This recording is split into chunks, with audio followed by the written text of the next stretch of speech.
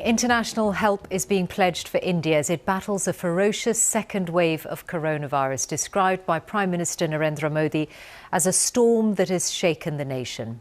Almost 350,000 new infections were recorded in India in the latest 24-hour period, and 2,767 people have died. But experts say the actual numbers are likely to be much higher.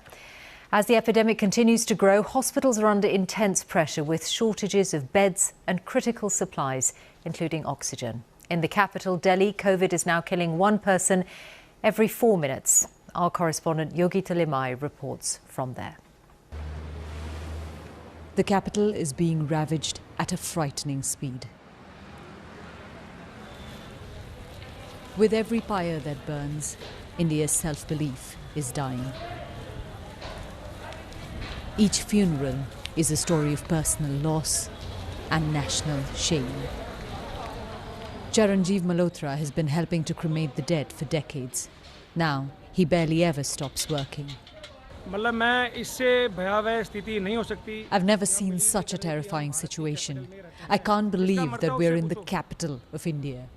People aren't getting oxygen and they're dying like animals, he says. We don't even have enough resources to cremate them properly. Outside, Shivangi Mehra is on the phone organising oxygen for the hospital she works in. Nothing is being done. I don't know government is sleeping or what they are doing. I am totally disheartened in the situation which I am seeing. Government is a literal failure. A person cannot live here in Delhi. A person cannot even die peacefully in Delhi. She's waiting to cremate her grandfather, who died, she says, because there wasn't enough oxygen. This small hospital in North Delhi is facing a daily struggle. Ma'am, we have been spending sleepless nights since last 1 week. I mean, at times we feel like crying because we are not able to help patient properly. Every day it's the same scenario. We are left only with 2 hours of oxygen, 3 hours of death, and we are only getting assurance from the system, no oxygen. And so, families are being told to organize oxygen. At one medical shop, we found people with empty cylinders waiting to buy their own supply for loved ones who urgently need it. For many here, the government's promises of rushing in oxygen are coming too late. Families left asking why something so basic is unavailable. Every crematorium we've been to, we've seen body after body being brought in. It's hard for anyone to keep count, but what workers have been telling me is that the real scale of deaths caused by COVID-19 in India is a lot higher than what official numbers reflect. And a lot of those who've died right now have done so because they couldn't get oxygen in time. Jitendra Singh Shanti runs a group of volunteers here. Even young people are dying. It's a very bad situation. If it keeps getting worse, we'll have to burn bodies by the side of the road, he says. There is a sense of abandonment in this country.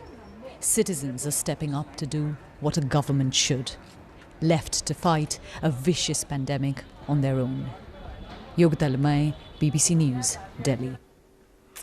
Well, tonight a first shipment of British assistance to India is leaving the UK. Other countries are also pledging support. Our diplomatic correspondent Paul Adams is here in the studio. What kinds of help is being sent, Paul? Well, Michelle, this was really the weekend when the world stood up and took notice of what's going on in India, not least because a wildfire of infections like that in a country as large as India, 1.4 billion people, is clearly not just a local danger, it's a global danger.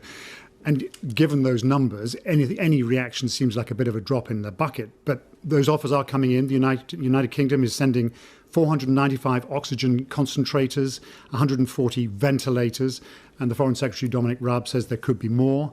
The EU has activated what it calls its civil protection mechanism, where member countries pool their emergency supplies, again with an emphasis on oxygen and medicines.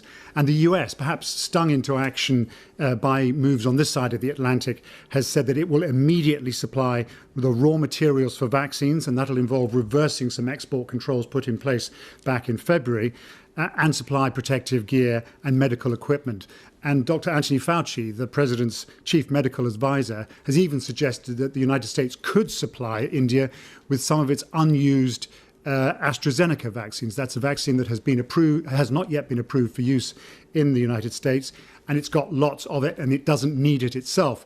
It's already supplied some of it to Mexico and Canada earlier in the year, so it is coming under some pressure to do that for India as well. Paul Adams, thank you very much.